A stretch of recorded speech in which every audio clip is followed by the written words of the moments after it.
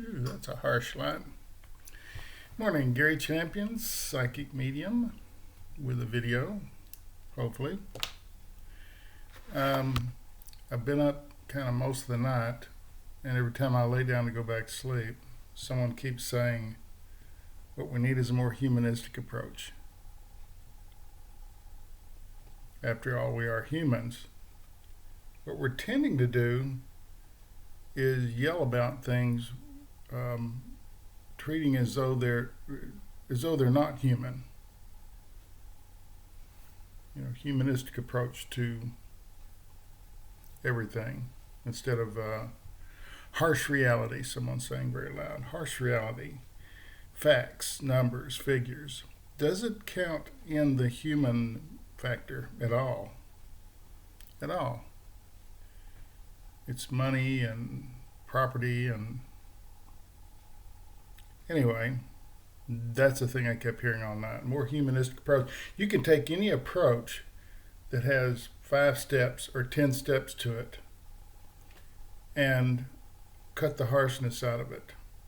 This will be done by this date. It has to be done this way. Doesn't matter whether it hurts you or not. And instead of a more humanistic approach, let's get together and talk about this before we just jump in on it and make a lot of sense out of it. And then we'll take a human approach to it, which is step by step, not slow, but step by step, in a way in understanding whatever we're doing, how it impacts us as humans.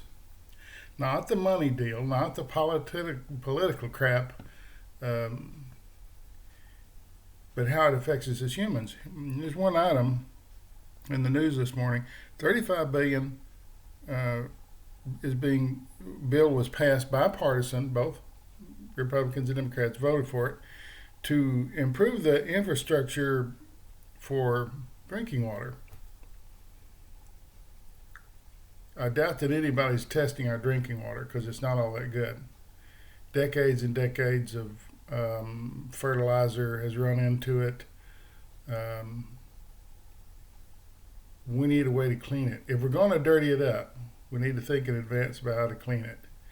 So this is a bill for, it's already passed, but it's going to use new technology, probably old technology.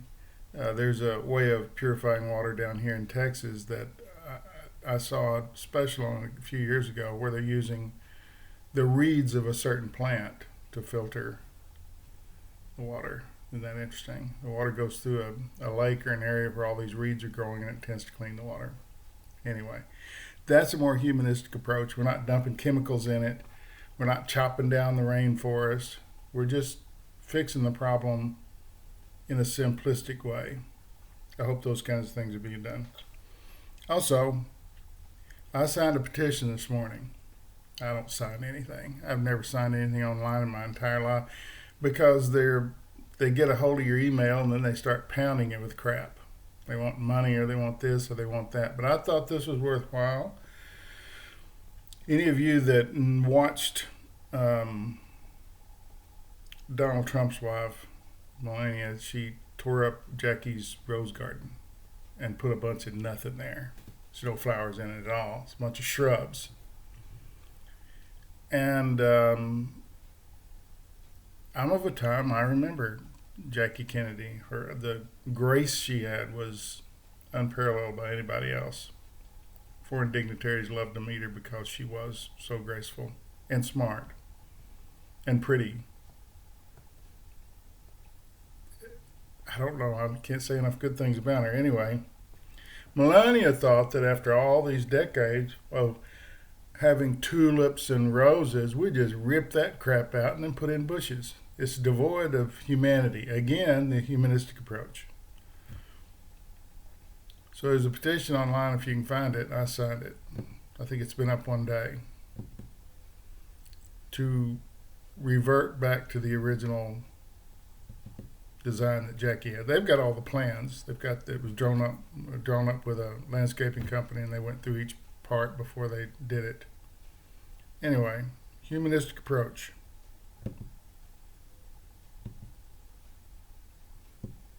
I don't think we've done a humanistic approach on anything. It's all about dollars and cents, and instead of the impact.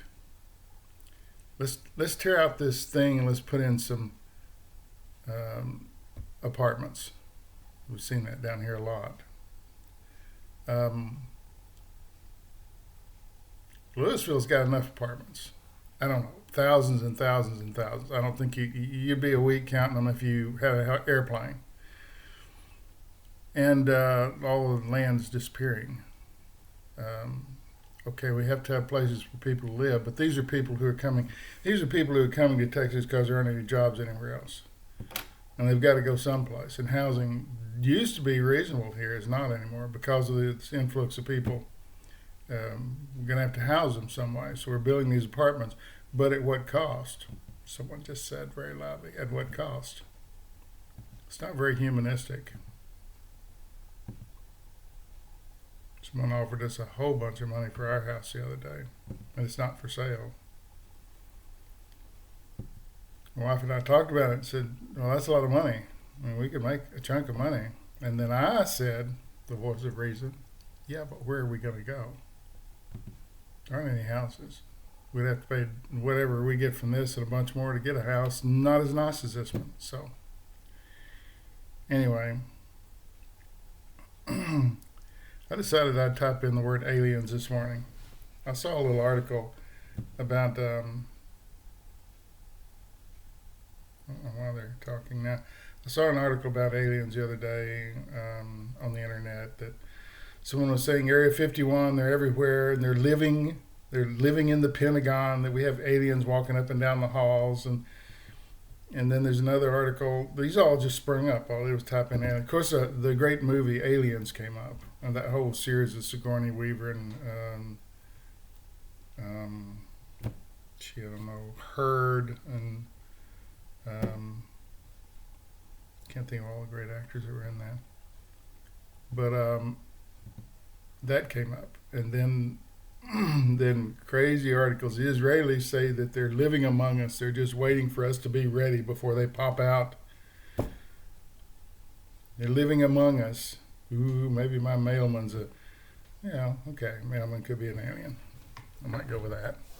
But they're living among us, waiting for us to be ready for them to spring out and say, surprise! We've been here all this time. We're aliens.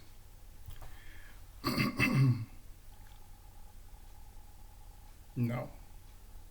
Don't get your hopes up. They're out there. They're not walking among us. And someone was claiming that some airplane company had pieces of the original wreckage. It's just conspiracy stuff. It's sort of like a cult. I hate to use that word, but cults are everywhere in this country now. They didn't used to be. They were harder to start because you can't get 50 people that stupid to start a cult about worshiping a rock or whatever. But now there's anything that anybody says is plausible. After we've had a government of 4 years that did nothing but lie. Now whatever anybody says is plausible. There's mole men living under the city. We need to... No. Conspiracy theories, aliens, just waiting until we're ready to spring out and say, surprise, we're aliens, and remove their rubber mask, like in the movie. No. What we have going on now, someone's talking about it, is that people are trying to get even. Well, he did that or she did that, so I'm going to get even. This was done to me, so I'm going to get even. But at what cost? It's always a cost when you begin to hurt other people for you being hurt. And it's not spiritual. It's the opposite of spiritual. Revenge is not spiritual. We've engaged in that for as long as man's been around. Remember the early war movies from World War II. They got Joe. They shot Joe. I'm going to get revenge. And he stands up and he gets shot too. That's usually what happens. Revenge is not good. Let revenge go. Live a wholesome, humanistic, enjoyable life, and don't spend all your time trying to get even for something that happened decades ago. Even people still living in a little town trying to figure out some way to hurt someone who hurt them back in high school. It's not good, and it just eats up a lot of time. Revenge, bad. Learning to live with it, because now if it's ongoing, that's a different thing. If you have ongoing abuse from someone, it could be because you're just allowing it.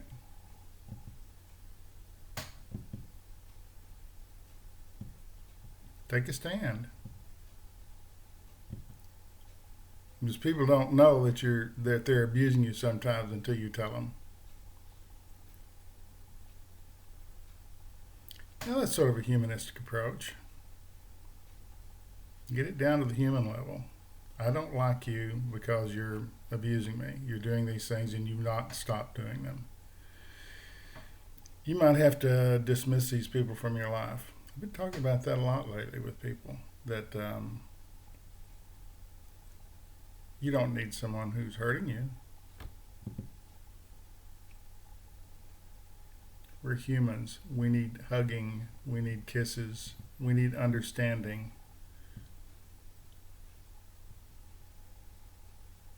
Peanut's not a human, but he needs that all day long. Right now he's asleep. Why he didn't get up, I don't know.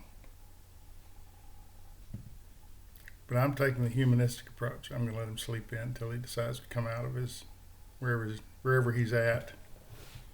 He's found him a little hidey up place and collapsed last night, and I haven't seen him, heard anything from him. Maybe he's with those aliens that are waiting to spring out. Maybe aliens got him this morning.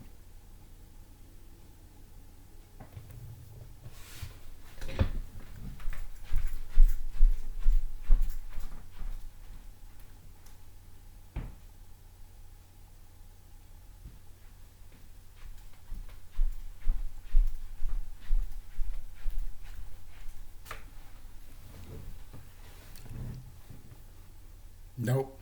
He's laying on the couch, being very doggyistic. He's accepting whatever comes. He's being open-minded, as we should be.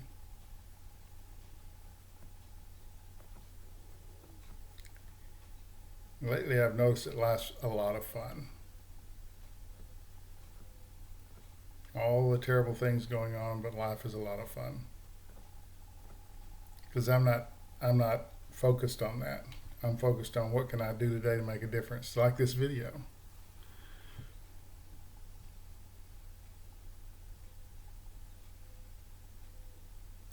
We're kind of splintered in our country lately, and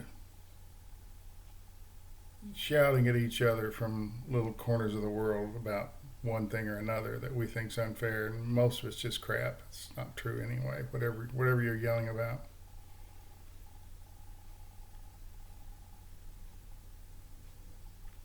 None of the things that bother us should matter. We're just humans. We make mistakes. We correct them. We move on. That's a humanistic approach. We apologize sometimes. Sorry, I didn't mean to throw a rock at that squirrel that's digging up all of my freshly planted begonias. That's not very humanistic. Of course, Rocky the squirrel isn't human. If he were human, I'd be telling him to stay out of my flowers, and he'd do it. Instead, he's a squirrel.